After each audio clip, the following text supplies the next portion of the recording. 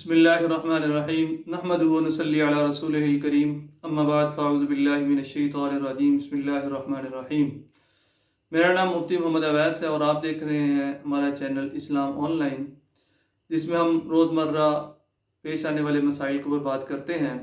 چونکہ ماہ ربیع الاول جو ہے وہ شروع ہو چکا ہے، تو اب سوچا کہ اس کے متعلق کچھ ویڈیوز بنائی جائیں تاکہ جو ہے صحیح مسائل کیا ہیں اور اس کے ساتھ جو لگائی گئی نئی باتیں ہیں یا غلط باتیں ہیں جو مشہور ہیں، ان کے متعلق بھی جو ہے لوگوں میں اویئرنیس پیدا کی جائے۔ تو آج کی ویڈیو کا جو ٹاپک ہے وہ ہے ماہ ربیع الاول کی حقیقت، مفہوم اور اس کے فضائل اور اس کے اعمال۔ تو شروع کرتے ہیں۔ سب سے پہلے یہ کہ ماہ ربیع الاول یا ربیع الاول خالی کہہ لیں، اس کی حقیقت کیا ہے، اس کا مفہوم کیا ہے۔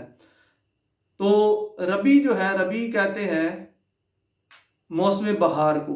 تو گویا کہ یہ ربیع الاول جو ہے یہ اسلامی مہینوں کا تیسرا مہینہ ہے۔ پہلا مہینہ محرم، دوسرا صفر، تیسرا ربیع الاول۔ تو اس کا مطلب یہ ہوا ربیع الاول اور پھر چوتھا آتا ہے ربیع الثانی۔ تو اس کا مطلب یہ ہوا کہ ربیع پہلا ربیع اور ربیع الثانی دوسرا ربیع۔ تو اس کا مطلب یہ ہے کہ اصل بہاریں جو ہے وہ دو ہیں۔ اصل بہاریں، یہ عربی زبان میں کہہ رہا ہوں، عربی زبان کے اندر اس کا جو ہے وہ مفہوم کیا بنتا ہے۔ تو ایک جو پہلی ربیع ہے جس کو ہم ربیع الاول کہتے ہیں، اس کے اندر جو ہے وہ پھول کھلتے ہیں اور اسی طرح جو ہے درختوں کے اوپر پتے آتے ہیں۔ تو یہ ربیع الاول ہوتا ہے، اور یعنی مطلب کہ پہلی بہار۔ اور دوسری بہار جو ہوتی ہے وہ اس میں جو ہے وہ پھل وغیرہ پکتے ہیں۔ تو یہ تو ہو گیا اس کا لفظی مطلب ربیع الاول کا۔ اب ہم دیکھتے ہیں کہ ربیع الاول جو ہے چاروں موسموں میں وہ گھومتا پھرتا رہتا ہے۔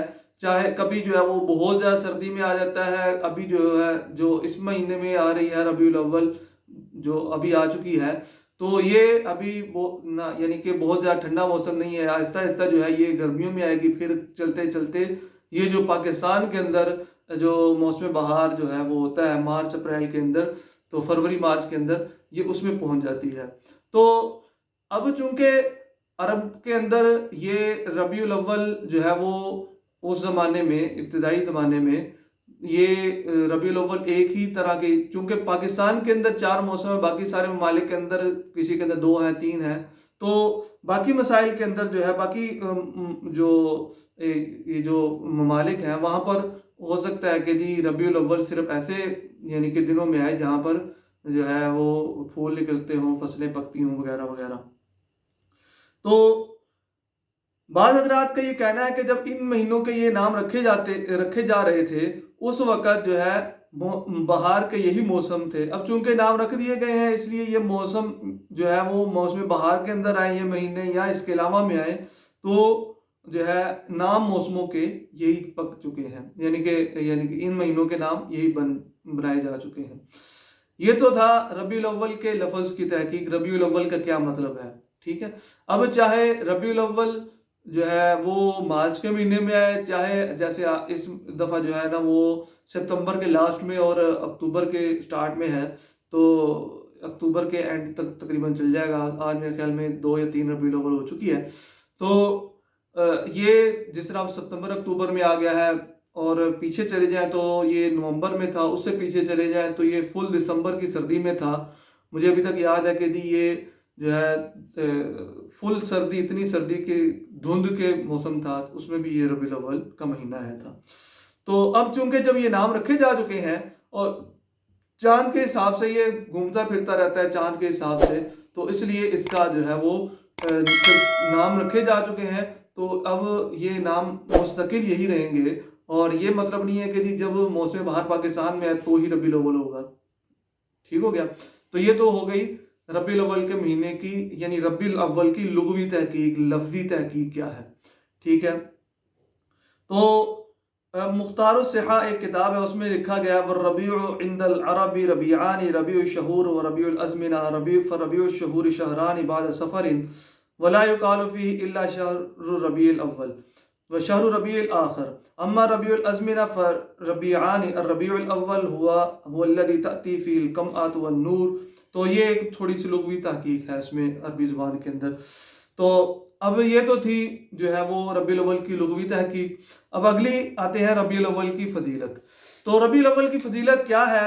تو اب ہم یہ دیکھتے ہیں کہ ربیع الاول کے مہینے کو یہ جو ہے وہ ایک عظیم الشان شرف حاصل ہے کہ اس مہینے کے اندر جو ہے حضور صلی اللہ علیہ وسلم سرور کونین جو ہے وہ دنیا کے اندر تشریف لائے. اور یہ فضیلت کسی بھی مہینے کو حاصل نہیں ہے. یہ فضیلت کسی بھی مہینے کو حاصل نہیں ہے. اور یہ انسانی تاریخ کا عظیم الشان پرمسرت واقعہ ہے کہ اس مہینے میں جو ہے حضور صلی اللہ علیہ وسلم کی تشریف آوری ہوئی ہے. تو اس حیثیت سے یہ جو ماہ ربیع الاول ہے یہ تمام مہینوں کے اوپر فوقیت رکھتا ہے. تو یہ تو ہو گیا اس کی فضیلت. ٹھیک ہے، ربیع الاول کی فضیلت. یہ جو فضیلت ہے یہ کسی بھی مہینے کو حاصل نہیں ہے.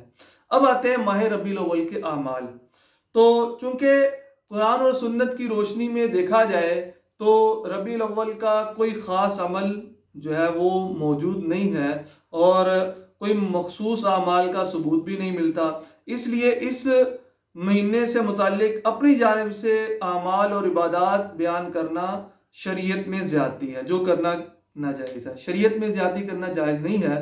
اس لیے تو خلاصہ کلام یہ ہوا کہ اگر ہم قرآن اور حدیث کو دیکھتے ہیں تو اس میں ربیع الاول کے فضائل تو ملتے ہیں کہ یہ جو ایسا مہینہ ہے جس کے اندر جو ہے وہ کوئی بھی اس مہینے کے برابر میں کسی کو یہ شرف حاصل نہیں ہے کہ جس کے اندر حضور صلی اللہ علیہ وسلم تشریف لائے ہوں. تو یہ اس اعتبار سے تو بہت زیادہ فضیلت والا ہے.